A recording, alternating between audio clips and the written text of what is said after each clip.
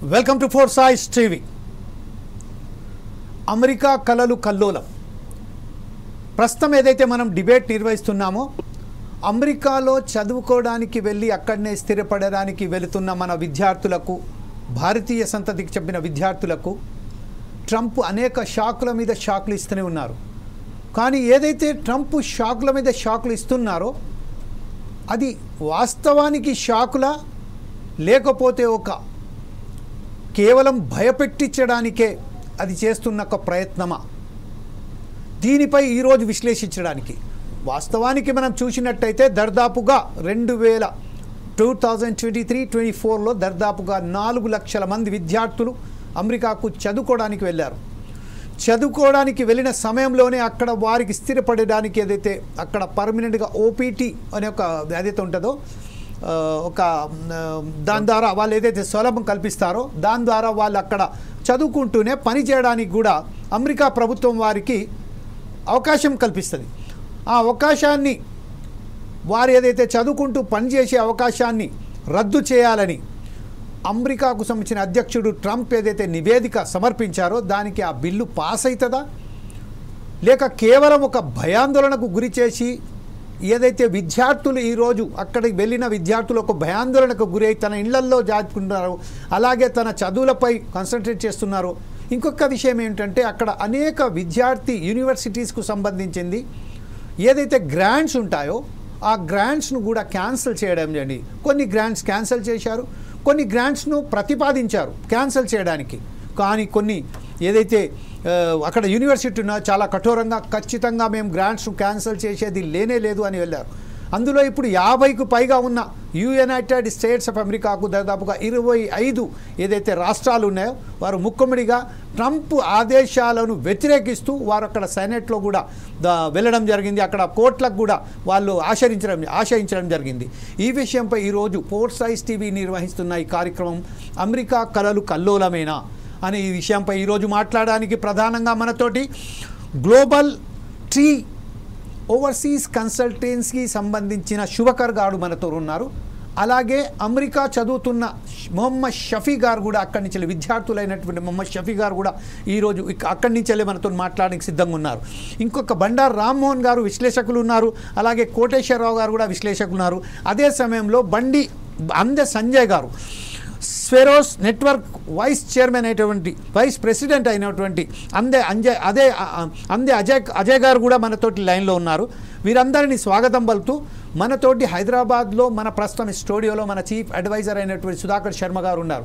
కానీ కొన్ని పరిస్థితుల వల్ల ఈరోజు ఫస్ట్ మనం శుభకర్ దగ్గరికి వెళ్దాం. శుభకర్ గారు, మీరు చెప్పండి, ప్రస్తుతానికి ఏదైతే ట్రంప్ తీసుకున్న ఈ నిర్ణయాల పట్ల మీరు as a consultancy, overseas consultancy, మీరు ఎలా విశ్లేషిస్తారండి? ఓ రకంగా చెప్పాలంటే ఇది బాధాకరమైన విషయమేనండి. ట్రంప్ గారు students important, global work force important అని చెప్తూనే అనవసరమైన స్టేట్మెంట్స్ ఇస్తాము, కాస్త హడావిడిగా బిహేవ్ చేస్తాము, ఒక ఛాలెంజ్ అనే చెప్పుకోవాలి. మనకి ఓపీటీ అనేది ఆప్షనల్ ప్రాక్టికల్ ట్రైనింగ్ అండి. 2 years ఎడ్యుకేషన్ అయిన తర్వాత 1 year ప్రతి స్టూడెంట్కి వస్తుంది. స్టెమ్ బేస్డ్ స్టూడెంట్కి 2 years అడిషనల్గా వస్తుంది. ఇప్పుడు మనం బాధపడాల్సిన విషయం ఓపీటీ గురించి కాదండి. ఎవరైతే స్టూడెంట్స్ స్మాల్ క్రిమినల్ కేసెస్లో ఇన్వాల్వ్ ఉన్నారో, పెట్టి థెఫ్ట్ లాంటివి కానీ, షాప్ లిఫ్టింగ్ కానీ ఇలాంటి వాటి దానికి వీసా రివొకేషన్ చేస్తున్నారు. లేదంటే పొలిటికల్గా సపోర్ట్ చేసిన వాళ్ళకు కూడా వీసా రివొకేషన్ చేస్తున్నారు. ఇవన్నీ ఓ రకంగా మన స్టూడెంట్స్కి కష్టమైన విషయమే. కానీ మనమందరం ఒకటి గమనించాల్సింది ఏంటి అంటే వీటన్నిటిని కూడా మీరు ఇందాక చెప్పినట్టు more than 25 states in the US have already revolted and they are also having a large agitations. So ఇవన్నీ కూడా మార్పు అవ్వబోతున్నాయి. ఒక్క విషయం నేను క్లారిఫై చేయదలుచుకుంది ఏంటి అంటే ఓపీటీ అనేది క్యాన్సిల్ అవ్వలేదు. ఓపీటీ అనేది దాన్ని కట్ చేద్దాము, దాన్ని క్యాన్సిల్ చేద్దామని బిల్లు ప్రవేశపెట్టాలి అనే ప్రతిపాదన మాత్రమే వచ్చింది. మనం ఇక్కడ మనం ఇక్కడ ఒక్క విషయం మెయిన్ గా అర్థం చేసుకోవాల్సింది ఏంటంటే అక్కడ ఛాలెంజెస్ ఉన్నా కూడా ఇక్కడ మనం వింటుంది కానీ ఇక్కడ జరుగుతున్న విషయాలు ఇంకా ఎక్కువ ఛాలెంజింగ్ గా ఉన్నాయి.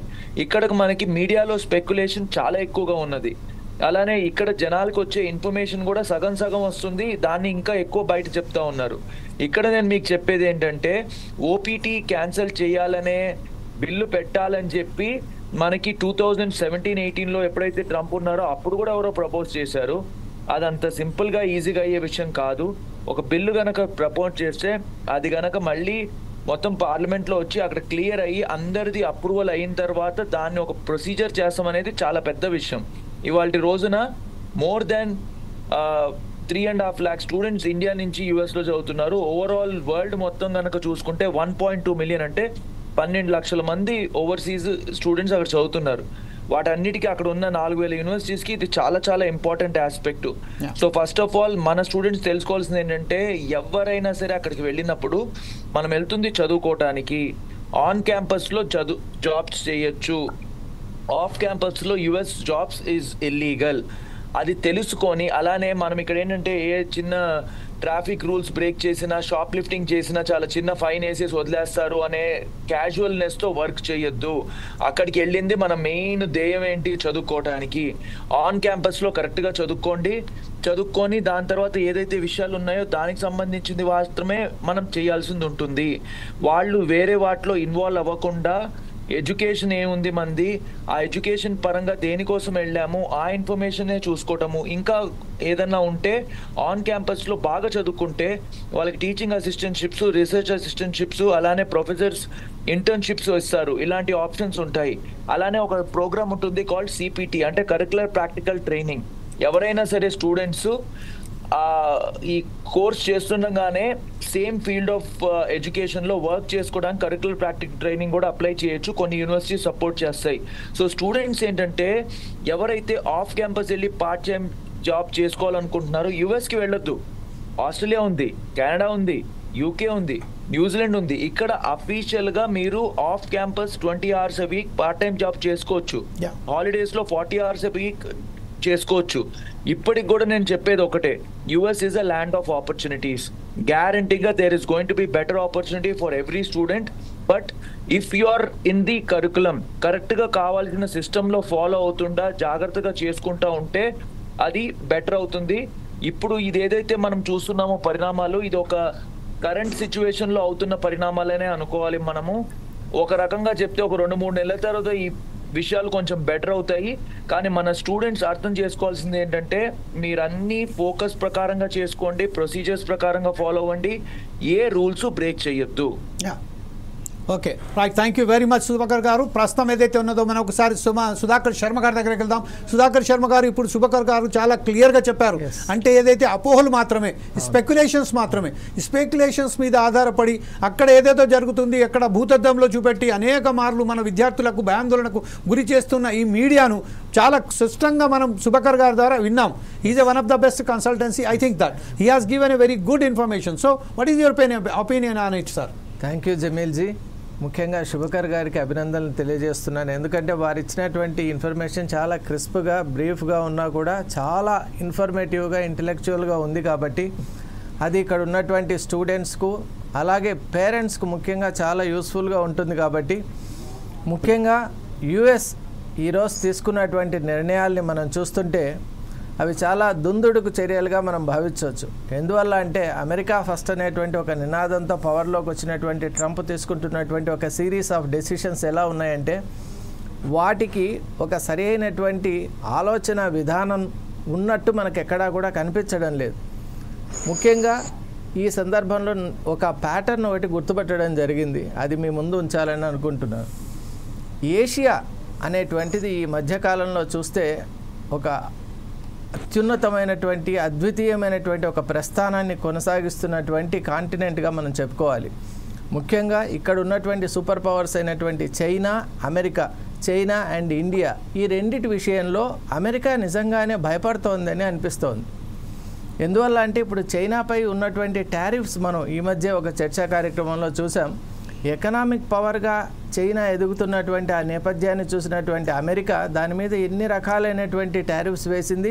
125% చైనా వేస్తూ ఉంటే దాన్ని తట్టుకోలేక అది 145% దాకా తీసుకువెళ్ళిందంటే అది నిజంగా అమానుషమని చెప్పాలి. అటువంటి చర్యలు కూడా తీసుకుంటున్నటువంటి నేపథ్యంలో ఈరోజు మనం ఇంకొక ప్యాటర్న్ కూడా గుర్తుపట్టాలి. America is afraid of the Indian intellect అని నేను అనుకుంటాను. ఎందువల్ల అంటే ఇక్కడ ఎంప్లాయ్మెంట్ విషయంలో అమెరికా నిజంగానే భయపడుతోంది. ఒక ఎడ్యుకేషన్ పవర్గా ఉన్నటువంటి ఇండియా నుంచి వచ్చేటువంటి స్టూడెంట్స్ ఎవరైతే ఉన్నారో వాళ్ళు నిజంగా they are out playing every other student from across the world. మనం ఇంటెలెక్చువల్ సినేరియో కనుక తీసుకుంటే ఇక్కడ ఉన్నటువంటి స్టూడెంట్ యొక్క పర్ఫార్మెన్స్ ఎంత అద్భుతంగా ఉందంటే వాళ్ళకి ఎవరూ పోటీ వచ్చేటువంటి నేపథ్యం కూడా లేదు. అందువల్లే Americans are really afraid of losing their native jobs, indigenous opportunities. ఈ నేపథ్యంలో ఇండియన్ స్టూడెంట్స్ మీద కొన్ని రకాలైనటువంటి భయాన్ని కలిగించి అలాగే F1, M1 వీసాస్ను అలాగే H1B వీసా కన్వర్షన్లోను గ్యాప్ విషయంలోను అలాగే ఇప్పుడు మన ఫ్రెండ్ చెప్పినట్టు శుభకర్ గారు చెప్పినట్టు అక్కడ 3 ఆప్షన్స్ ఉంటాయి. ఒకటేమో OPT ఆప్షనల్ ప్రాక్టికల్ ట్రైనింగ్ ఒకటి, రెండవది OPT విత్ STEM అంటే science, technology, engineering and mathematics, that is called STEM అంటారు. అలాగే CPT కూడా ఉంది, కరిక్యులర్ ప్రాక్టికల్ ట్రైనింగ్. ఈ 3 విభాగాల్లో నిజంగా మన స్టూడెంట్స్ అక్కడ రియల్ టైంలో వాళ్ళే నాలెడ్జ్ అయితే థియరిటికల్గా యూనివర్సిటీస్లో గెయిన్ చేశారో దాని ప్రాక్టికల్ అప్లికేషన్ అక్కడ చేసుకొని అలాగే they are really processing their intellect into a form of practical work. మరి అటువంటి ఒక అద్భుతమైన సినేరియోను కూడా ఇప్పుడు డిస్టర్బ్ చేద్దామని చూడటంలో ఉన్నటువంటి ఆంతర్యం ఏమిటి అంటే Indians are becoming invincible. Indian students యొక్క ఆ ప్రావెస్ కానివ్వండి, ఇంటెలెక్చువల్ పవర్ ఎలా ఉంది అంటే మిగతా వాళ్ళు తట్టుకోలేకపోతున్నారు. దానివల్ల ఈరోజు ఇటువంటి నేపథ్యాలు ఉన్నాయి. మిగతా అనేక విషయాలు కూడా మనం డిస్టింగ్విష్డ్ ప్యానల్ ఏదైతే ఉన్నారో ఈరోజు వారి యొక్క అభిప్రాయాలు కూడా తీసుకుంటూ మనం చర్చా కార్యక్రమాన్ని కొనసాగిద్దాం. Right, thank you very much Sudhakar Sharma గారు. ప్రస్తుతం ఏదైతే ఉన్నదో విద్యార్థి అయినటువంటి మొహమ్మద్ షఫీ దగ్గరికి వెళ్దాం. షఫీ గారు ఇప్పుడు చెప్పండి, ప్రస్తుతం ఏదైతే మనం అనుకున్నామో సుధాకర్ శర్మ గారు చెప్పినట్టు శుభకర్ గారు ఏదైతే వివరించారో దీని ప్రకారం అక్కడ ఉన్న పరిస్థితుల పట్ల మీరు ఎలా అని మీ అనుభవాలు నాతో పంచుకోండి సార్. ముందుగా ఫోర్ సైడ్స్ వాళ్ళకు ధన్యవాదములు ఈ అవకాశాన్ని కలిగించినందుకు. అయితే ఇక్కడ నేను గత రెండు సంవత్సరాలు పూర్తి వస్తుందండి నేను అమెరికాలో. అయితే ఇక్కడ నేను ఒక స్టెమ్ కోర్స్ చేస్తున్నాను. ఇక్కడ ఏంటంటే 2 రకాలుగా ఉన్నాయండి, స్టెమ్, నాన్ స్టెమ్ అని చెప్పేసి 2 పద్ధతిలో మేము చదువుకుంటాము. అయితే నేను వచ్చేసి స్టెమ్లో ఉన్నాను. స్టెమ్లో ఏంటంటే మాకు 36 నెలల యొక్క పొడిగింపు అనేది మాకు వీసాలో వస్తుందండి. అదే ఒకవేళ నాన్ స్టెమ్ కోర్సులకు కనుక చేస్తే మాకు 12 నెలలు మాత్రమే గడువు ఉంటుందండి. అంటే ఒక చదువు ఏదైతే మేము చదువుకుంటామో దాన్ని ప్రాక్టికల్గా మేము ఏదైనా సరే దాన్ని చేసుకొని దాని తర్వాత మేము H1Bలో కన్వర్ట్ చేసుకోవడానికి మాకు అవకాశం కలుగుతుందండి. అయితే ఇప్పుడు మనకి ఎట్లయితే చాలా పెద్ద మంది ఎట్లయితే CEOs ఉన్నారో పెద్ద సో కాల్డ్ కంపెనీస్ వాళ్ళగిన ఈ మా మాదిరిగానే ఇలాగే ఈ కళలతోటి ఈ భూమి మీదకి అడుగు పెట్టారు. అలాగే ఆ కళలతో కొట్టిన మేము గిన ఈ భూమి మీదకి అడుగు పెట్టాము. మేము ఒక పెద్ద క్వాలిటీ ఆఫ్ ఎడ్యుకేషన్ని మేము అందుకోవాలి, దాంట్లో మంచి నాణ్యతమైన దాన్ని మేము ఇక్కడ ప్రతిదాన్ని ఇక్కడ మొట్టమొదటిసారిగా లాంచ్ చేస్తారు కాబట్టి దాన్ని మేము అనుభవించాలని చెప్పే ఒక ఉద్దేశంతో మేము ఇక్కడ రావడం జరిగిందండి.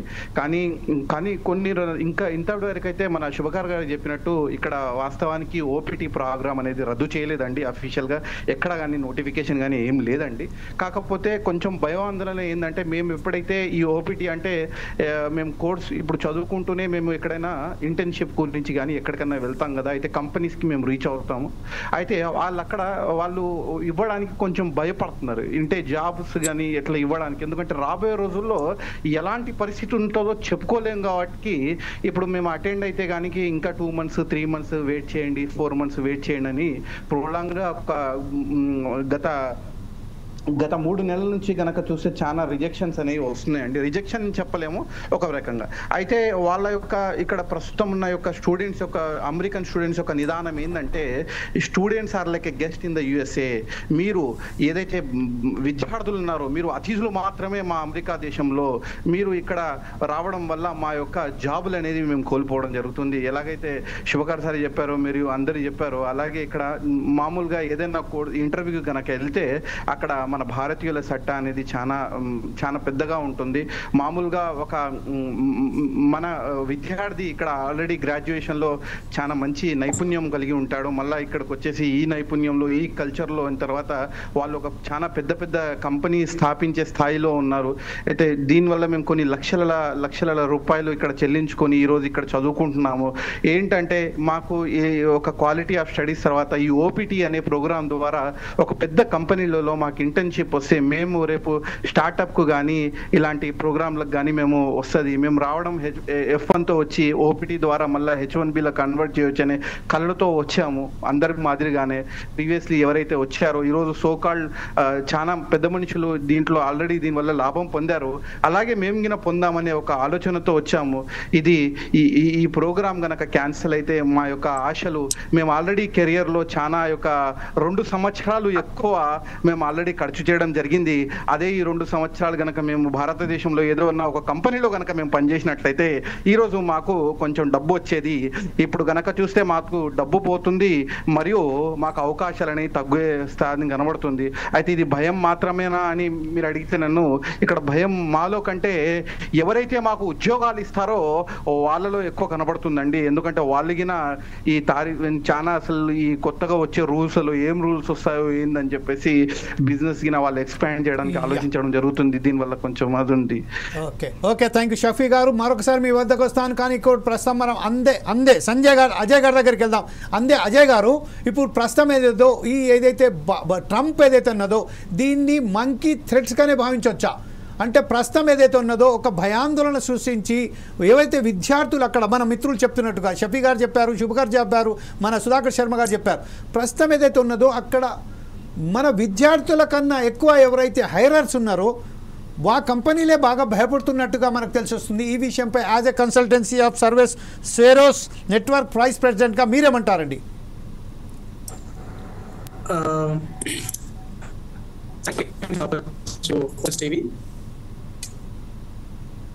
నేను after covid, during covid or till today అమెరికాకి వెళ్ళినటువంటి విద్యార్థుల సంఖ్యలో ఇండియా నుండి ఎక్కువ మంది వెళ్ళినట్టుగా ఒక రిపోర్ట్ బయటకు వచ్చింది.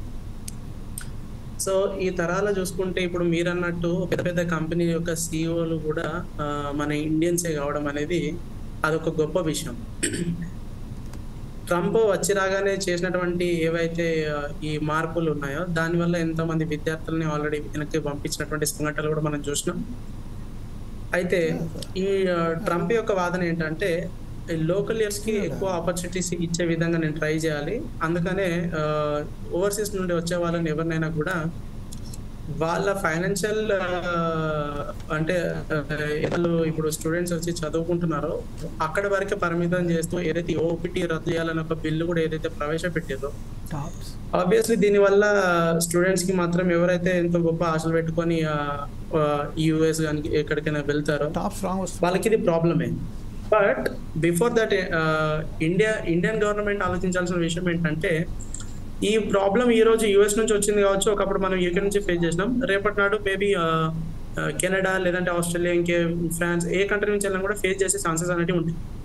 సో దానికి మనకు కావాల్సింది ఏంటంటే India should implement such type of education system in India, like Harvard Oxford curriculum should be implemented in India. దాన్ని బేస్ చేసుకొని మాత్రమే అప్పుడు వేరే కంట్రీస్ నుండి కూడా Indian education system will be in booming mode where everyone can get their education top end అన్నట్టుగా ఒక concept ఒకటి తయారవుతుంది. ఆ విధంగా తయారైనప్పుడు మాత్రమే మనం ఇంకా వేరే కంట్రీస్కి వెళ్ళకుండా, ఇప్పుడు అదే చెప్తున్నా, ఎంతో మంది పెద్ద పెద్ద సిఇఓలు పెద్ద పెద్ద కంపెనీలలో అక్కడ మన వాళ్ళు అక్కడికి వెళ్ళి అవడం ఏదైతే జరుగుతుందో that knowledge we should implement in India. Then our companies, Indian companies will become top companies in the world and the CEOs will be from our Indian citizens. ఈ విధంగా చేసుకుంటే గానీ మనం దాన్ని ఒక కొత్త రూపం తీసుకురాలేమనేది నేను చెప్పగలను విద్యార్థులకు. Okay right. ఇదే విషయంపై ఒకసారి కోటేశ్వరరావు గారి దగ్గరికి వెళ్దాం. మన మిత్రులు చెప్పినట్టు మనకు సంబంధించిన అందేశ్ అజయ్ గారు చెప్తున్నారు, మనం కనుక మన విద్యా వ్యవస్థను కనుక డెవలప్ చేస్తే, ఇక్కడనే ఎవరైతే మనం సరైన పద్ధతిలో వాళ్ళకు శిక్షణ ఇస్తే మాత్రం మనమే సీఈఓలుగా ఒక పట్టుదలగా పట్టు సాధించే విధంగా ఒక పట్టు సాధించే పొజిషన్లో కూడా ఉంటామని చెప్తున్నారు. ఈ విషయంపై భారత ప్రభుత్వం సంబంధించి ఇప్పుడైతే విద్యార్థులు అక్కడ వెళ్ళారో వాళ్ళ భవిష్యత్తే అగమ్య గోచరంగా మారింది. ఆ విషయంలో మీరు యాజ్ ఏ విశ్లేషకులుగా మీరు ఎట్లా దీన్ని విశ్లేషిస్తారండి? With your permission I want to add one point. Ya please go ahead sir. As I said, ఏదైతే హార్వర్డ్ ఆక్స్ఫర్డ్ లాంటి కరికులంని ఏదైతే ఇండియాలో ఇంప్లిమెంట్ చేయాలని నేను చెప్పానో, same manner during 2012 to 2022 till 22 there is an IPS officer called R.S. Praveen Kumar sir, who has implemented such curriculum education system in Telangana, in social welfare, tribal welfare, BC welfare, all the welfare residential educational institutions. Okay right. ఇవి implement చేసినప్పుడు అదే Harvard university నుంచి ఒక గొప్ప పెద్ద scholars ఇండియాకి వచ్చి ఇంత ఎడ్యుకేషన్ సిస్టమ్ని ఏ విధంగా ఇంప్లిమెంట్ చేస్తారని దీన్ని కేస్ స్టడీగా టేకప్ చేసి హార్వర్డ్కి పంపించడం అనేది జరిగింది. ఓకే, ఆ మార్పు వాళ్ళు చూసారు. సో అదే విధంగా ఇండియాలో అన్ని ఇన్స్టిట్యూట్స్ లో చేస్తే బాగుంటుందని నా ఒపీనియన్. Right sir. మీరు మన మిత్రులు చెప్పినట్టు మనకు సంబంధించిన అందే అజయ్ గారు చెప్పారు, ఆర్ఎస్ ప్రవీణ్ కుమార్ ఇంతకుముందు ఏదైతే చెప్పారో మీరు విన్నారు. దీనికి సంబంధించిన మీరు ఎలా విశ్లేషిస్తారు, దీన్ని ఎలా మీరు స్పందిస్తారండి? కోటేశ్వరరావు గారు. ఇప్పుడు మన అందే అజయ్ గారు చెప్పినట్టు ఇక్కడ ఆపర్చునిటీస్ కల్పించడానికి ఎవరికి అభ్యంతరం లేదు, అందరూ అదే కోరుకుంటున్నారు. కాకపోతే అధికారంలో ఉన్నటువంటి వాళ్ళకి వాటి మీద శ్రద్ధ లేదు. శ్రద్ధ ఉంటే మరి ఇటువంటి ప్రాబ్లమ్స్ రాకముందే భారతదేశాన్ని కూడా అగ్రస్థానంలో నిలపాలి అనేటువంటి ఒక యావ గనక ఉండుంటే అట్లా చేసి ఉండేవాళ్ళు కాదు. ఇక్కడ ఏం పెడుతున్నారు, జ్యోతిష్యంలో పోస్ట్ గ్రాడ్యుయేషన్ పెడుతున్నారు. అదేవిధంగా ఆవు పేడలో బంగారం వస్తుందా, ఆవు మూత్రంలో బంగారం వస్తుందా పరిశోధనలు చేయమని చెప్పేసి నిధులు కేటాయిస్తున్నారు. మన దరిద్రం ఇలా ఉంటే గురించో లేకపోతే ఐరోపా గురించో లేదా చైనా గురించో అక్కడ జరుగుతున్నటువంటి వాటిని వాళ్ళేమో ఆ విధమైనటువంటి వాటితో ముందుకు పోతా ఉంటే మనం ఆవు పేడ దగ్గర గోమూత్రం దగ్గర పరిశోధనలకి మనం పరిమితం అవుతున్నాం. మన ప్రయారిటీస్ ఇవి.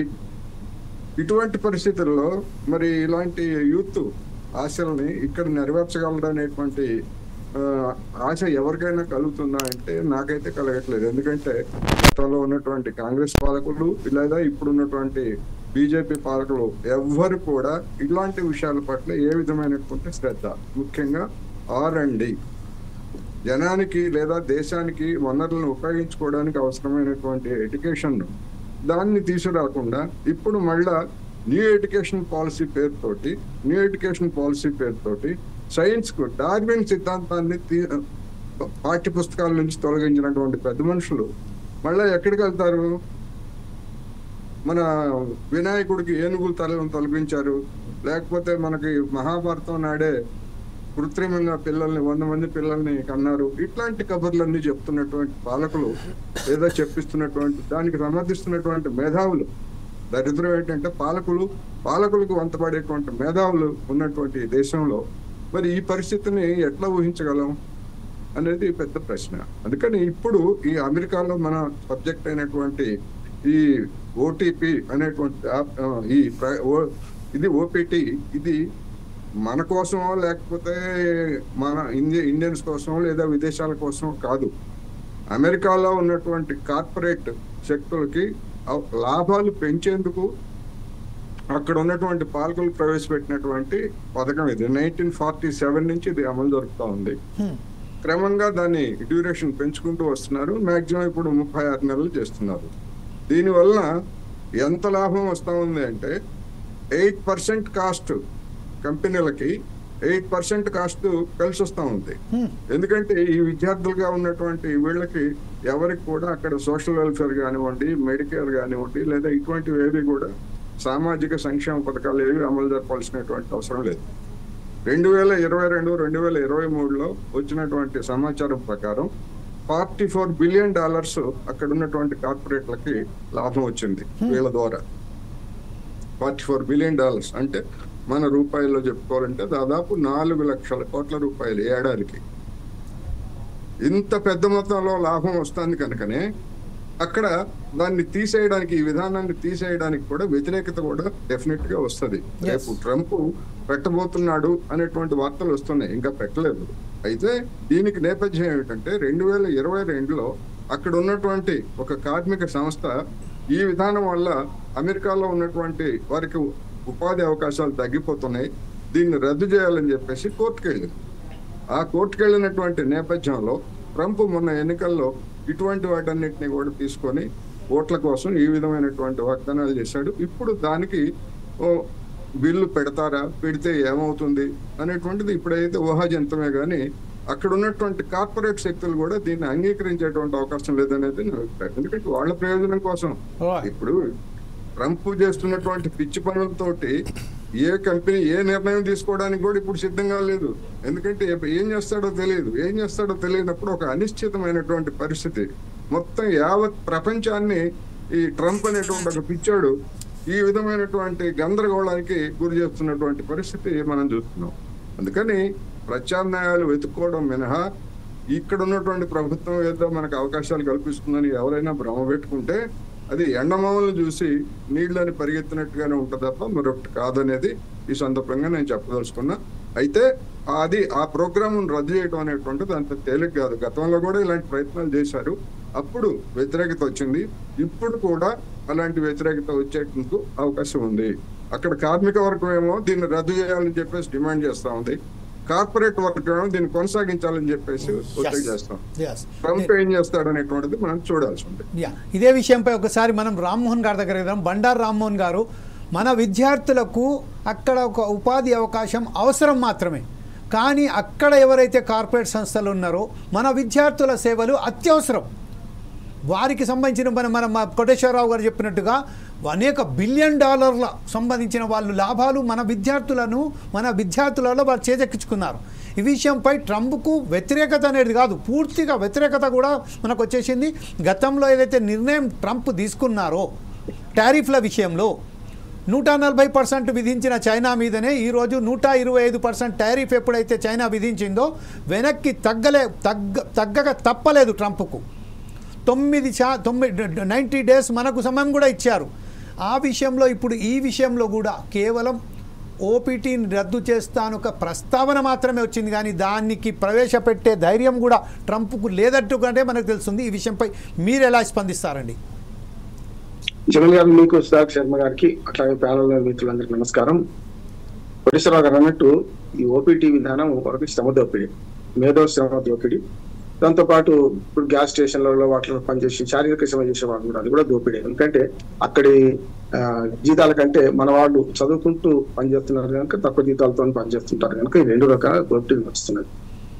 అదిగో పులి అంటే ఇదిగో తోకలాగా ఇంతకుముందు శుభకర్ గారు మంచి విషయం చెప్పారు. ఎందుకంటే ఓపీటీ మీద వీళ్ళు ప్రవేశపెడుతున్నారు అనే వార్త రాగానే మనం అందరం మన మీడియా కూడా స్పందించింది, పెద్ద ఎత్తున అంటున్నాం. అంటే ప్రమాద గంటికలు మోగుతున్నాయి కాదంటే నేను, కానీ ఈ ప్రమాద గంటికలు మోగుతున్నప్పుడు ఇల్లు తగలబడుతున్నప్పుడు మనం ఏం చేయాలి? దాన్ని ఆపే ప్రయత్నం చేయాలి, లేకపోతే అందులో ఉన్న వాళ్ళని బయట తీసుకొచ్చే ప్రయత్నం చేయాలి. కానీ భయాందోళనను పెంచాల్సిన అవసరం లేదని నేను అంటున్నాను. ఎందుకంటే భయపడే వాడికి ఓదార్పిస్తే మంచిదని. శుభకర్ గారి మాటలు నా ఉద్దేశం ఏంటంటే అమెరికాలో ఉన్న వాళ్ళకి ఒక రకంగా మనకు ఇక్కడ కన్నవారి కళలోని సినిమా వచ్చిండే 80s లో మనకి సోను అభిషేక్, ఇవాళ అమెరికా పంపిస్తున్న కన్నవారి కళలు అవుతున్నాయనే మాట వస్తుంది కనుక వీళ్ళకు కూడా తల్లిదండ్రులకు కూడా ఒక ఉపశమనంగా పరిస్థితి ఉంది నేను అనుకుంటున్నాను. రెండోది ఏంటంటే మనకు ఏదైతే ఈ ట్రంప్ పిచ్చివాడి చేతిలో రాయి అలాగా ఎట్లా ప్రవర్తిస్తున్నాడు, మొదటి 4 ఏళ్ళు కూడా భయపడ్డాం మనం 2016 నుంచి 2020 దాకా. కానీ మురిగే కుక్క కరవదు, కరిచే కుక్క మరగదు అన్నట్టు బైడెన్ ఎక్కువ నష్టం చేసిండు, ట్రంప్ తక్కువ నష్టం చేసిండు. అప్పట్లో చూసుకుంటారు అసలు చెప్పాలంటే ప్రచన యుద్ధం ప్రోత్సహించడం, ఇటువంటి యుద్ధాలు పెద్ద ఎత్తున యుద్ధాలు ప్రేరేపించడం కానీ కూడా బైడెన్ తక్కువేం చేయలేదు. కానీ రెండోసారి అనుభవానికి వస్తే తత్వం బోధపడుతుందని నేను అనుకున్నాను ట్రంప్. కానీ అనుభవానికి వచ్చిన సీత ఎవరు చెప్పినా వినాలంటే ఆ ట్రంప్ ప్రవర్తిస్తున్నాడు.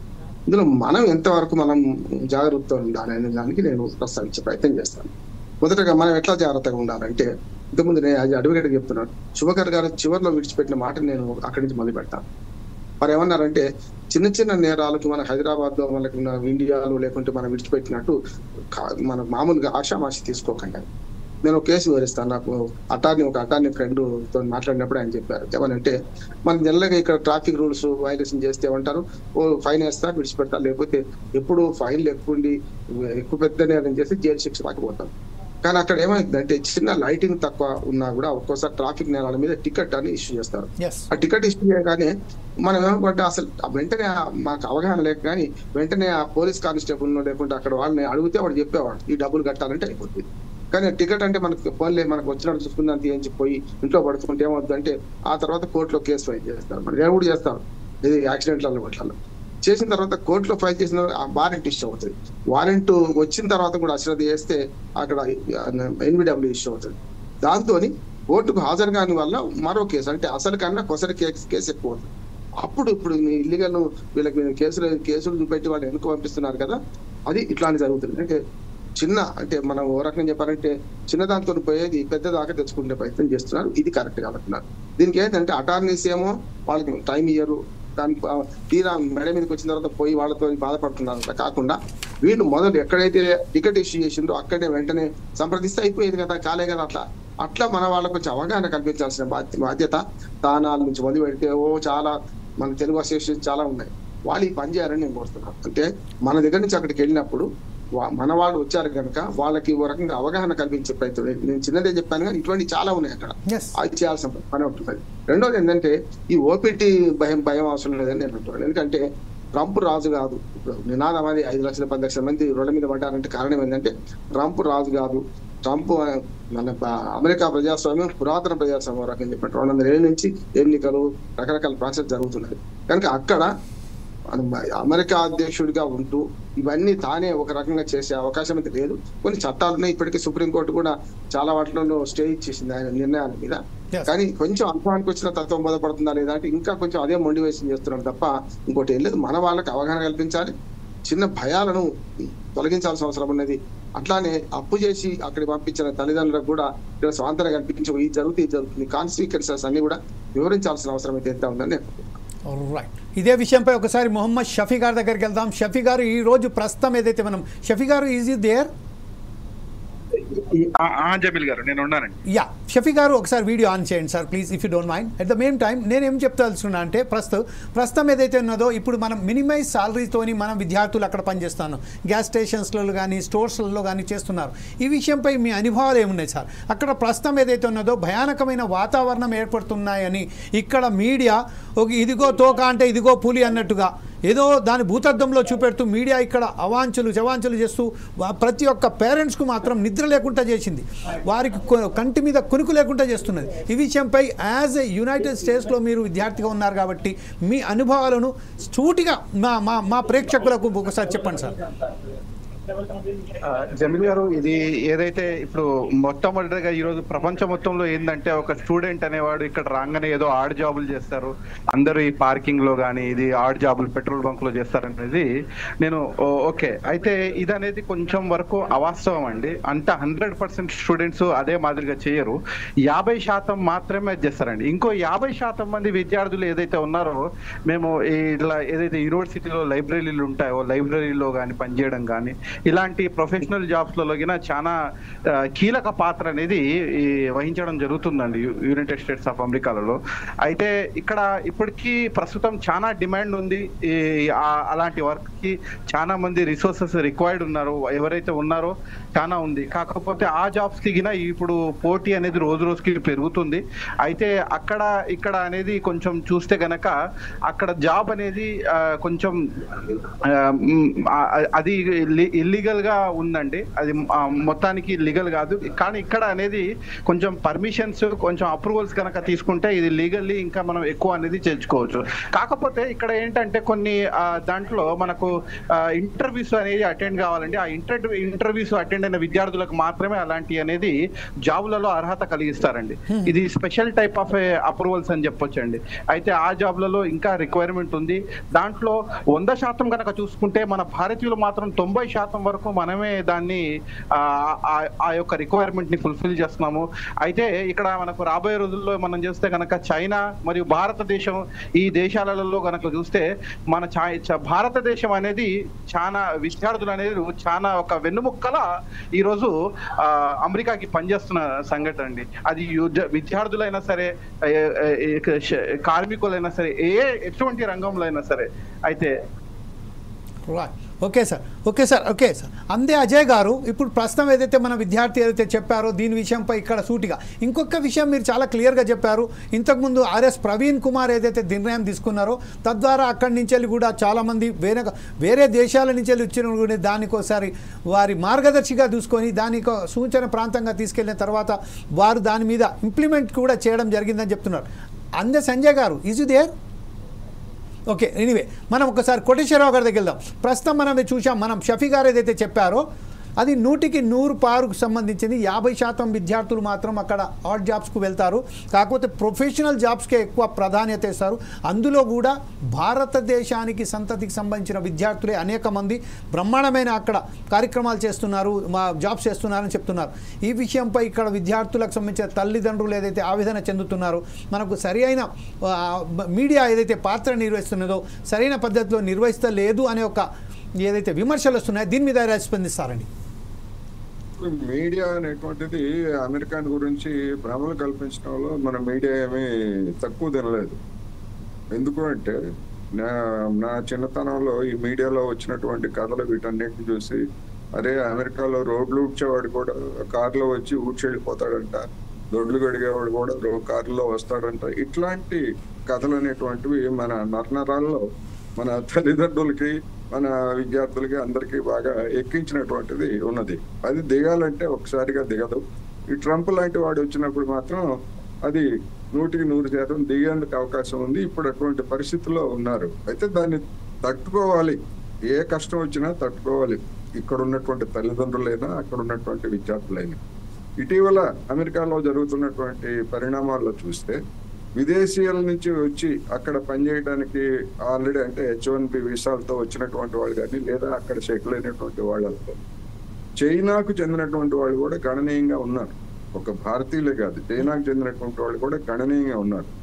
ఆ గణనీయంగా ఉన్నటువంటి చైనా వాళ్ళు తిరిగి స్వదేశాలకు వెళ్ళటం అనేటువంటిది పెద్ద ఎత్తున పెరుగుతా ఉంది. రిటర్న్ సొంత దేశానికి వెళ్ళిపోతున్నారు. ఎందుకు వెళ్ళిపోతున్నారు అంటే అమెరికాతో ధీటుగా ఆర్థిక వ్యవస్థ అనేటువంటిది అక్కడ పెరుగుతూ ఉంది. రెండవది అక్కడ ఉన్నటువంటి ఒక సిస్టమ్ అనేటువంటిది కొన్ని గ్యారంటీలను ఇస్తుంది. అక్కడ ఉన్నటువంటి సిస్టమ్ అది సోషలిస్ట్ సిస్టమ్ అయినప్పటికీ ఒక మాట అంటే ఆ మాటకు కట్టుబడి, ఇదిగో అమెరికా నుంచి వచ్చేటువంటి వాళ్ళు మీరు పెట్టుబడి పెడితే మీకు 10 ఏళ్ల పాటు 10% మీరు లాభాలు తీసుకుపోవడానికి మేము హామీ ఇస్తామంటే ఆ 10 సంవత్సరాల పాటు ఏమైనా కానీ అక్కడ ఉన్నటువంటి ప్రభుత్వం ఆ విధానాన్ని కొనసాగిస్తాం. అలాంటి హామీ కారణంగానే పెద్ద ఎత్తున విదేశీ పెట్టుబడులు సంస్థలు ఇవన్నీ రావడం. కానీ భారతదేశంలో ఉన్నటువంటి వ్యవస్థ అది ఏ పార్టీ అయినా కానీ, లేదా మన సంస్కరణల గురించి ఎన్ని చెప్పుకున్నా కానీ అలాంటి హామీ విదేశాలకి ఇవ్వట్లేదు. అందుకని ఇక్కడ ఉన్నటువంటి అవకాశాలు అనేటువంటివి కూడా పెరగట్లేదు అనేది ఒకటి. రెండోది ఇక్కడ ఉన్నటువంటి కమ్యూనల్ వాతావరణం, రోజు రోజుకి పెరుగుతున్నటువంటి ఈ కమ్యూనల్ వాతావరణం, ఇది కూడా భారతదేశానికి పెట్టుబడులు రాకపోవడానికి ఇది కూడా ఒక కారణం అనేది నా అభిప్రాయం. అందువలన డెఫినెట్ గా ఇది ఒక గుణపాఠంగా తీసుకొని విద్యార్థులు కానీ తల్లిదండ్రులు కానీ స్వదేశంలోనే కష్టపడటానికి లేదా ఇతర దేశాలకి వెళ్ళడానికి ఉన్నటువంటి అవకాశాలు ఇప్పుడు, ఎందుకంటే మన దేశం ఇప్పుడు దేశభక్తి అనే పేరుతోటి మన దేశమే రావాలి, మన దగ్గరే పనిచేయాలి అలాంటి చాదస్తం నాకైతే లేదు. ఎందుకంటే ఒక కెరీర్ని మలుచుకోవాలంటే ఎక్కడ అవకాశాలు ఉంటే అక్కడికి వెళ్ళొచ్చు అనేది నా అభిప్రాయం. అందుకని అమెరికాలో ఉన్నటువంటి అనేక మంది అక్కడ పర్మనెంట్ జాబ్స్ ఉండి మంచి వేతనాలు వచ్చేటువంటి వాళ్ళు కూడా అక్కడ ఉండలేమని చెప్పేసి తిరిగి వస్తున్నటువంటి పరిస్థితుల్లో అక్కడికి వెళ్ళడానికి కూడా డాలర్ డ్రీమ్స్ అనేటువంటివి పెద్ద ఎత్తున పనిచేస్తున్నాయి. అందుకని ఇక్కడ ఉన్నటువంటి ప్రభుత్వాలు కూడా మరి వాటన్నిటిని గమనంలోకి తీసుకొని ఏ విధంగా చేస్తారు. ఇక్కడ స్కిల్ డెవలప్మెంట్ పేరుతో ఒక పెద్ద ప్రహసనం నడుస్తుంది గత 10 ఏళ్ల నుంచి. అది ఒక పెద్ద ప్రహసనం, కాగితాల మీదనే స్కిల్ డెవలప్మెంట్. అంత మించి ప్రాక్టికల్ గా ఆయా పరిశ్రమలకు కానీ లేదా కంపెనీలకు కానీ అవసరమైనటువంటి స్కిల్ ఎక్కడా ఉండదు. మన ఇంజనీరింగ్ కాలేజీలు అదే పరిస్థితుల్లో ఉంటాయి. చివరికి మెడికల్ కాలేజీల్లో కూడా మనం తనిఖీలకు వెళ్ళినప్పుడు కోట్లు వేసి నకిలీ డాక్టర్లను పెట్టి చూపించినారనేటువంటిది మన మీడియాలోనే మనమే రాశాం. ఇటువంటి పరిస్థితులు భారతదేశంలో తెలుగు రాష్ట్రాల్లో ఉన్నప్పుడు మరి ఎడ్యుకేషన్ గురించి దాని గురించి పెద్ద పెద్ద కబుర్లు చెప్తా ఉంటారు, విశ్వగురువులు అని చెప్పుకుంటూ ఉంటారు. వీళ్ళు దేశాన్ని ఏ విధంగా చేయగలరు, ముఖ్యంగా మన యువత కళల్ని ఏ విధంగా వాళ్ళు నెరవేర్చగలరు అనేటువంటి ప్రశ్న. అందుకని వాస్తవాలను గమనించి ఇప్పుడు రామ్మోహన్ రావు గారు చెప్పారు. ఇప్పుడు రెండోది చిన్న చిన్న పెట్టి కేసు. ఇప్పుడు షాప్ లిఫ్టింగ్ ఏం పని అండి? ఇక్కడ అది ఎక్కడ చేసినా తప్పే. హైదరాబాద్ లో షాప్ లిఫ్టింగ్ చేసినా తప్పే, అమెరికాలో చేసినా తప్పే. ఆ బుద్ధి ఉండకూడదు. మనం చదువుకోవడానికి వెళ్ళాము, గౌరవప్రదంగా ఉండాలి.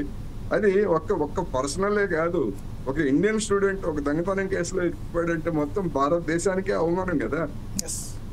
ఇటువంటి వాటన్నిటిని అంటే మన సమాజం, మనం ఏ విత్తులు నడితే ఆ కాయలే కాస్తాయి. మన సమాజంలో అటువంటి పరిస్థితులు ఉన్నారు కనుక అమెరికా వెళ్ళినా ఆఫ్రికా వెళ్ళినా అలాంటి బుద్ధులు కొంతమందికి పోవట్లేదు.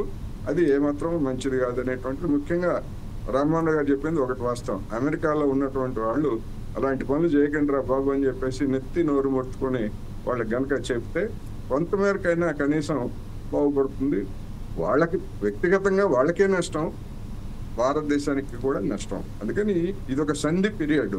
ఈ సంధి పీరియడ్ ఈ 2-3 నెలల్లో అంటే 3 నెలలు గడువు ఇచ్చాడు కనుక వెనక్కి తగ్గుతాడా లేకపోతే ఇదే విధంగా ముందుకెళ్తాడా? ఒకవేళ ట్రంప్ కనుక ఇదే విధంగా ముందుకెళ్ళేట్లయితే ట్రంప్ పదవికే ఎసరు వచ్చేటువంటి అవకాశం ఉంది. ఎందుకంటే ఇప్పటికే కొంతమందిని ట్రంప్ ను దించేయడం ఎలా అనేటువంటి కథనాలు కూడా అమెరికా మీడియాలో వస్తున్నాయి గత కొద్ది రోజులుగా. అందుకని ట్రంప్ ఆ విషయాన్ని మరి గ్రహిస్తాడా లేకపోతే ఆ మది తక్కునేటువంటి ఆ 78 ఏళ్ళ ముసలాడు అదే మూర్ఖత్వానికి పాల్పడతాడా అనేది చూడాలి సార్. రైట్ సార్, ఇదే విషయంపై ఒకసారి మనం రామ్మోహన్ గారి దగ్గరికి వెళ్దాం. రామ్మోహన్ గారు, ప్రస్తుతం ఏదైతే ఉన్నదో ఇల్లీగల్ మైగ్రెంట్స్ ఎవరు ఉన్నారో వారిని పక్కన పెట్టారు, సరే దానికి ఒక మనం కూడా దాన్ని ఒప్పుకోవచ్చు. ఇల్లీగల్ మైగ్రేషన్లో ఉన్నారు కాబట్టి మీరు అక్కడ ఏదైతే వీసా ఉల్లంఘనకు పాల్పట్టారు కాబట్టి అక్కడ ఉన్న రూల్స్లను వాళ్ళు పాల్గొలేదు కాబట్టి వాళ్ళని పంపించారు, సరే. కానీ విద్యార్థులు ఎవరైతే చాలా పద్ధతిగా లక్షలాది గారు కూడా కాదు, మనం అనుకుంటాం మోసం లక్షలు కానీ కోట్ల రూపాయలు వెచ్చించి అక్కడ వెళ్ళిన తర్వాత కూడా వారికి సంబంధించిన వారి వెనక్కి పెంపడానికి ఏదే ప్రక్రియ మొదలైందో. ఇంకొక విషయం ఏంటంటే గ్రీన్ కార్డ్ కూడా శాశ్వత నివాస పత్రం కాదు అని ఏదైతే నిర్ణయం తీసుకున్నాడో అది దానికి సంబంధించింది. చాలామంది ఇప్పుడు ప్రస్తుతం ఏదైతే ఉందో maximum Indians are having green cards.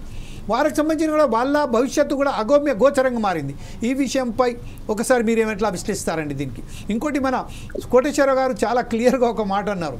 ఆ 78 ఏళ్ళ ముసలోడు ఉంటాడో పోతాడో తెలియదు, అక్కడనే వారికి సంబంధించిన ఒక బదులైపోయింది, అతనికి సంబంధించిన ఒక వ్యతిరేకత బదులైపోయిందని చెప్పారు. దీని విషయం కూడా మీరు ఒకసారి విశ్లేషిస్తే బాగుంటుందని. ఖచ్చితంగా ఇంతకు కోటేశ్వరరావు గారు అన్నట్టు తాను రిపబ్లికన్ పార్టీ అభ్యర్థిగా ఎంపికైనప్పుడు, ప్రైమ్ మినిస్టర్ ఎంపికైనప్పటి నుంచి ఆ వివాదం ఉన్నది. వద్దయ్యా ఇటువంటి వాడొద్దు, మొండివాడు మనకు వద్దనే మాట పార్టీ వాడే అన్నాడు. దురదృష్టవశాత్తు గెలిచిండు, అమెరికా దురదృష్టం, ప్రపంచ దురదృష్టం గెలిచిన తర్వాత కూడా తను ఎక్కిన కొమ్మనే నరుక్కుంటున్నాడు. ఇప్పుడు అర్థం కావడం లేదు, ఈ కొమ్మ ఇటు పక్కన ఉన్నాను నేను నరికే అటుపక్కన అర్థం కావడం లేదు. అర్థమయ్యేలోగా మరి అనర్థం జరిగేంత అనర్థం జరుగుతుంది. అమెరికా పట్ల మనకు కూడా చాలా కళ్ళు ఉన్నాయి. చిన్నప్పుడు నేను ఇంటర్మీడియట్ చదువుతున్నాను, ఫస్ట్ టైం మర్ఫీ ట్రాన్సిస్టర్ పెట్టుకొని ఒక ఊరికి వెళ్ళాను. ఆ ట్రాన్సిస్టర్ ఇంగ్లీష్ వార్తలు వస్తున్నాయి. ద అమెరికన్ కాంగ్రెస్ అని అందులో వస్తుంటే ఒక పల్లెటూరు ఆయన లేచి నిలబడి, అరే అక్కడ కూడా అమెరికాలో కూడా కాంగ్రెస్ ఉన్నది రో, మన కాంగ్రెస్ పార్టీ ఉన్నది రో అని. అంటే అట్లా రకరకాల నోషన్స్ ఉంటాయి మనుషులు. ఇక్కడ ఏమంటున్నా అంటే అవకాశాలకు కానీ అమెరికా ఖచ్చితంగా ఆ అవకాశాలు అందిపుచ్చుకోవడానికి మన దగ్గర నుంచి వెళ్తున్నారు కూడా, పంపిస్తున్నాం కూడా మనం. దాని తప్పు కాదంటున్నాను. ఎందుకంటే ఇక్కడనే నిరుద్యోగంతో వచ్చిన దానికన్నా అవకాశాలు ఉన్న దగ్గరికి వెతుక్కుంటూ పోవడం తప్పు కాదంటున్నాను. సింధుబా సాహస యాత్ర నుంచి మొదలు పెడితే మనము రకరకాలుగా ప్రపంచ యాత్ర చేసిన వాళ్ళని, అరేబియన్ నైట్స్ చదివినా, సింధుబా సాహస యాత్ర చదివినా కూడా ప్రపంచమంతా తిరిగిన వాళ్ళం. ఇవాళ కొత్త కాదు, విదేశీ వ్యాపారం కానీ విదేశీ ఉద్యోగాలు కానీ మనకు కొత్త కాదు. కానీ ఇప్పుడు ఏమవుతుందంటే ఆ అవకాశాల గనిలో ఒక్కోసారి ఒక్కబడ్డది. సమస్య ఏంటంటే ట్రంప్ లాంటి వాడు వచ్చి అమెరికా లాగా తయారైంది. దీన్ని ఎట్లా అధిగమించాలంటే మనదైన రీతిలో, అంటే తామరాకి మీద నీటి పొట్టులాగా ఇప్పుడు ప్రవర్తించాలి. మన భారత ప్రభుత్వం చాలా సాధ్యమైనంత వరకు మనకు నైపుణ్యం ఉన్నది, కానీ దేశంలో గుర్తించే అవకాశం లేదు. నైపుణ్యం అంటే గుర్తొచ్చింది, కోటేశ్వరరావు గారు మంచి మాట చెప్పారు. నేను మనకు జాబ్ మేళాలకు వెళ్తుంటాను, అక్కడ ఏం జరుగుతుందో చూద్దామని. జాబ్ మేళాలు అవకాశాలు 1,00,000 ఉద్యోగాలు ఉన్నాయి, 10,000 ఉద్యోగాలు ఉన్నాయి అనుకోండి. అక్కడ వచ్చే వాళ్ళు 15,000-20,000 కన్నా ఎక్కువ వస్తలేదు, అంటే 1:2 కన్నా. కానీ అక్కడ 3,000 మంది కూడా ఎంపిక కావట్లేదు. దానికి కారణం ఏంది? సరైన నైపుణ్యం లేకపోవడం. వాడికి అవసరమైన నైపుణ్యం వీడి దగ్గర లేదు, వీడికి ఉన్న తెలివి ఏదైనా ఉంటే వాడికి అవసరం లేదు. సమస్య అక్కడ వస్తుంది. ఎందుకని మనం 2 ఫ్యాక్టరీలు తయారు చేసుకున్నాం. ఒకటి ఇంజనీరింగ్లు, అంటే మేస్త్రి కన్నా అధ్వానమైన పరిజ్ఞానం కన్నా సివిల్ ఇంజనీర్లు తయారు చేసుకుంటున్నాం. రెండోది డాక్టర్లు, ఆర్ఎంపీ డాక్టర్ల కన్నా అధ్వానమైన డాక్టర్లను తయారు చేసుకుంటున్నాం. మీరు మెడికల్ మన యూనివర్సిటీ మన కాలేజీలకు వెళ్తే దుర్మార్గంగా వాళ్ళు ప్రవర్తిస్తున్నారు. ఇద్దరు ఉత్పత్తి చేస్తున్నారు, కానీ డిగ్రీలు 4కి తీసుకోవడం కూడా పనికిరాదు. వాళ్ళు చిన్న ఆపరేషన్ కూడా చేయలేరు, చిన్న మెడికల్ మనకు ఏమంటారు ఇన్వెస్టిగేషన్ కూడా సరిగ్గా చేయలేరు. వాళ్ళు ఇటువంటి వాళ్ళు తయారు చేసుకుంటున్నారు. కానీ అద్భుతంగా మన వాళ్ళు అక్కడికి వెళ్ళినాక ఎంత తయారవుతున్నారు అంటే అక్కడ నైపుణ్య అభివృద్ధి జరుగుతుంది. మనం పోయి నేర్చుకునేది చాలా ఉన్నది కనుక నైపుణ్య అభివృద్ధి జరుగుతుంది కనుక ఆటోమేటిక్గా వాళ్ళు ఎక్కడ పోయినా గెలవగలుగుతారు అంటున్నారు. ఇప్పుడు ఒక పెద్ద ప్రమాదం ఉంది జమీల్ గారు, అది ఉటంకించి నేను ముగిస్తాను. ఇప్పుడు ఏమవుతుందంటే నా ఘర్క నా ఘాటుగా తయారయ్యాయి, మన చదువులన్నీ అట్లా తయారయ్యాయి. ప్రవీణ్ కుమార్ గారి గురించి నేను స్పష్టంగా ఆయనతో కలిసి పనిచేసిన వాడిని. ఆయన ఐపీఎస్ ఆఫీసర్ ఉన్నప్పుడే మనకు కరీంనగర్ లో ఈ మన టీచర్లు సరైన టైంలో స్కూల్కి పోవాలని టీచర్ యూనియన్లు అందరూ వ్యతిరేకించారు. నీకేం పోలీసు వాడు నీకేం పరిపోమన్నారు. ఆయన అన్నాడు నేను పోలీసు వాడినే, కానీ తీవ్రవాదం పెరగడానికి మీరు కారణము, మీరు సరిగ్గా చదువు చెప్పకపోయేకల్లా వాళ్ళు 10వ తరగతి 9వ తరగతి ఫెయిల్ అవుతున్నారు, వాళ్ళు అందులో పోతున్నారని చెప్పి. ఆ కారణాలు వేరే, దానికి ముడిపెట్టాల్సిన అవసరం లేదు. కానీ ఆ మాట అంటున్నాను అంటే సరైన చదువులు లేకపోతే, సరైన జ్ఞానం లేకపోతే పక్కదారి పెట్టి నక్సలైట్ పోవడం కావచ్చు, ఇంకా ఇతరనే కావచ్చు, సంఘమిత్రులకు శక్తులు తయారవుతారు. నక్సలైట్ అనే వేరు, ఓ సిద్ధాంతం పాడేడుస్తుంది, ఇక్కడ అది కూడా కాదు కదా. అందుకని నేనేమంటున్నానంటే ఇప్పుడు అమెరికాకు వెళ్ళి వెనక్కి వచ్చిన వాళ్లకు పెద్ద పరీక్ష జరుగుతుంది. ఇక్కడనే ఇవాళ చాలా కంపెనీలు నిర్దాక్షిణ్యంగా అసలు కార్మిక చట్టాలు మొత్తం నాశనం అయిపోయినాయి. గతంలో కోటేశ్వరరావు గారు మేమందరం కార్మిక చట్టాలకు ప్రయత్నం చేసిన వాళ్ళు. ఇప్పుడు ఏమైందంటే ఉన్నంతలో గంటలో రేపటి రాకండి అని చెప్తే ఊరుకోవాల్సిన పరిస్థితి వచ్చింది. దానికి కారణం ఏంది? ఇవాళ ప్రపంచీకరణ యుగంలో మనం ఎక్కడా కూడా జాబ్ గ్యారెంటీ లేదు. దానివల్ల ఇంకా జాగ్రత్తగా మనం ఉండాలి. అమెరికా నుంచి రిటర్న్ వస్తున్న వాళ్ళు అక్కడ అవకాశాలను బట్టి ఇక్కడ దొరుకుతారు అనుకోకండి. ఇక్కడి నుంచి అక్కడ పోతున్న వాళ్ళని కూడా ఇల్లీగల్ ఇమిగ్రెంట్స్ గా మనం ఉంటే కష్టం అవుతుందని చెప్పాలి. వాళ్ళ బాధ వాళ్ళకుంది, అక్కడ తీవ్రవాదం పడకుండా ఉండాలి. ఇల్లీగల్ ఇమిగ్రెంట్స్ వల్ల వాళ్ళకు కొంత విద్యార్థులు పనిచేయడం వల్ల వాళ్ళకి నష్టం ఉన్నది. అవన్నీ వాళ్ళ ఆలోచన వాళ్ళకు ఉంటది కదా. మనం కూడా ఏం చేయాలంటే డిగ్నిటీ ఆఫ్ లేబర్ పెంచుకొని ఏ పని అయినా చేసుకుందామంటే మన దగ్గర దొరకకుండా ఉండదు. ఇవాళ వ్యవసాయంలో మన చాలా మంది లేబర్ కొరత ఉన్నది. వ్యవసాయం తప్పు కదా, ఎందుకు చేసుకోవద్దు మనం? ఆ ఆలోచన ధోరణి మాట్లాడితే మెకాల విద్యను అవలంబిస్తూ మన ఉద్యోగం అంటే ప్రభుత్వ ఉద్యోగమే అనే ఫిక్స్ అయినా ఇప్పటికి ప్రభుత్వాల మీద వ్యతిరేకత ప్రభుత్వం అనుకున్నదైనా దీని మీద ఆధారపడది. ప్రభుత్వ ఉద్యోగాల కోసం వెంపర్లాడకండి. మనం పెట్టుకుంటే సాఫ్ట్వేర్ ఒకటే కాదు, చాలా రంగాలు ఉన్నాయి. ఆ రంగాల్లో సామర్థ్యం పెంచుకుంటే అవకాశాలు ఆకాశమే హద్దుగా ఉన్నది. ఆ వైపుగా ప్రభుత్వాలు వీళ్ళని తీసుకుపోవాల్సిన బాధ్యత ఉందని నేను అంటున్నాను. Right sir, thank you very much Rammohan గారు. ప్రస్తుతం మొహమ్మద్ షఫీ గారు మీరు ఉన్నారండి? Is you here me? Yeah, video on చేయండి సార్. ప్రస్తుతం మనం ఒకసారి సుధాకర్ శర్మ గారుగా కంక్లూడ్ పాయింట్స్ తీసుకున్న తర్వాత మొహమ్మద్ షఫీ గారి ద్వారా లాస్ట్ ఒకసారి మనం ఆయన ఏమంటారో అని వినడానికి ప్రయత్నం చేద్దాం. సుధాకర్ శర్మ గారు, మన రామ్మోహన్ గారు చెప్పారు, అలాగే కోటేశ్వరరావు గారు చెప్పారు, ఇంతకుముందు సంజయ్ గారు కూడా చెప్పారు, మన దగ్గర స్కిల్స్ చాలా ఉన్నాయి కానీ వారికి మనం ఉపయోగించుకుంటలేము. ఈరోజు ఏదైతే జాబ్ మేళాలు పెడుతున్నారో 10,000 మంది వస్తే అందులో కేవలం ఒక 3,000 మంది కూడా సెలెక్ట్ అవటలేదు. 1:2 ప్రకారం వచ్చినప్పటికున్న ఇదంతా చెప్తున్నారు. కానీ అదే విద్యార్థి గనక వేరే దేశాలకు వెళ్ళిన తర్వాత అక్క ఆ స్కిల్స్ ఏదైతే ఉన్నదో ఆ స్కిల్స్ డెవలప్ చేసి అతన్ని ఒక నైపుణ్యానిగా ఒక బ్రహ్మాండమైన వ్యక్తిగా తీర్చిదిద్దుతున్నారు. కాబట్టి దీని విషయంపై మీరు యాజ్ ఎ కంక్లూడ్గా ఏమంటారండి? Thank you Jameel ji. Today we had good words from the entire panel. నిజంగా ప్రతి ఒక్కరు ఇచ్చినటువంటి వ్యూ పాయింట్స్ చాలా అద్భుతంగా ఉన్నాయి. ఎందువల్ల అంటే మన మిత్రులు బండారు రామ్మోహన్ గారు కానివ్వండి, అలాగే కోటేశ్వరరావు గారు కానివ్వండి, వారు చెప్పినటువంటి విషయాలు ప్రతి ఒక్కరు కూడా ఆలోచన చేయాలి. ఎందువల్ల అంటే స్వయం ప్రతిపత్తి అనేది చాలా ముఖ్యం. ఇక్కడ క్వాలిటీ ఆఫ్ ఎడ్యుకేషన్ అనేది అన్ఫార్చునేట్గా కొంచెం పొలిటికల్ ఇన్ఫ్లుయెన్స్తో ఆధారపడి లింకప్ అయి ఉంది. కాబట్టి దాని బారి నుంచి బయటపడి ఎడ్యుకేషన్ అనేది with purity and with professionalism కనుక మనం అందించగలిగితే చాలా మటుకు మన విద్యార్థులను ఇక్కడే మనం ఆణిముత్యాలుగా తీర్చిదిద్దుకోవచ్చు. అలాగే ఇంకొకటి, ఇప్పుడు ప్రస్తుతం మనకు నడుస్తున్నటువంటి సమస్య ఓపీటీ విషయంలో నిజంగా చెప్పాలి అంటే అమెరికన్ ఎడ్యుకేషన్ కానివ్వండి, అమెరికన్ యూనివర్సిటీస్ కానివ్వండి, మనం చూసినట్టయితే they are largely dependent upon the private funding. మరి ఆ ఫండింగ్ అనేది ఎక్కడి నుంచి వస్తుంది అంటే ఇలా వేరే దేశాల నుండి, విదేశాల నుంచి వచ్చినటువంటి ఆ స్టూడెంట్స్ ఇచ్చేటువంటి ఆ ఫండింగ్ వల్లే, వాళ్ళు కట్టేటువంటి ఆ ఫీజెస్ వల్లే అక్కడ ఉన్నటువంటి అనేక యూనివర్సిటీస్ కూడా రన్ అవుతున్నాయి. ఇన్ఫ్యాక్ట్ కెనడాలో ఉన్నటువంటి చాలా యూనివర్సిటీస్ ఒక ఫాల్ సీజన్లో ఎప్పుడైతే ఫారెన్ స్టూడెంట్ రావటం అనేది తగ్గిపోయిందో చాలా యూనివర్సిటీస్ కోర్సెస్ కూడా ఆఫర్ చేయలేక they were forced to shut down their programs for that particular period. మరి ఇలా మనం ఇంటర్నేషనల్ సినేరియోలో ఉన్నప్పుడు ఫారెన్ స్టూడెంట్స్ అనేది ఏ దేశానికైనా కూడా చాలా ముఖ్యంగా ఇప్పుడు మన ప్యానల్లో ఉన్నటువంటి మెంబర్స్ చెప్పినట్టు అక్కడ ఇంకోటి మీరు కూడా ఒక మంచి మాట అన్నారు, విద్యార్థులకు ఇంటర్న్షిప్ అక్కడ అవసరం, కానీ అక్కడ ఉన్నటువంటి కార్పొరేట్స్కి అది అత్యవసరం అన్నారు. అది నిజంగా చాలా వాల్యుబుల్ వర్డ్. ఎందువల్ల అంటే అక్కడ కార్పొరేట్స్ కూడా వాళ్ళు ఒక స్టూడెంట్ని తీసుకునే ముందు ఇంటర్న్షిప్లో వాళ్ళకి 2 అడ్వాంటేజెస్ ఉన్నాయి. ఒకటి లో కాస్ట్ ఆఫ్ లేబర్, ఒకటి రెండవది they can really pinpointly look at the management skills and work skills of the particular student.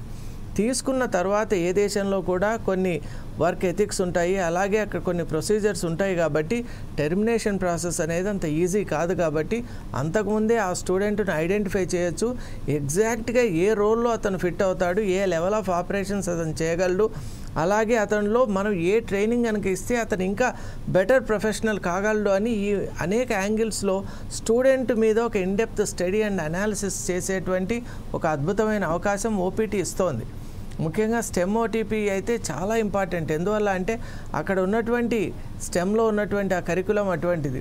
అలాగే మనం ఇప్పుడు ఇండియన్ పాయింట్ ఆఫ్ వ్యూలో చూసినట్టయితే ఇక్కడ నిజంగానే ఎంతో ఆశతో ఎన్నో కలలతో ఇక్కడి నుంచి పేరెంట్స్ వాళ్ళకి అది భారం అని తెలిసినా కూడా స్టూడెంట్స్ని పంపిస్తూ వాళ్ళ పిల్లల్ని అక్కడికి పంపిస్తూ ఉన్నారు.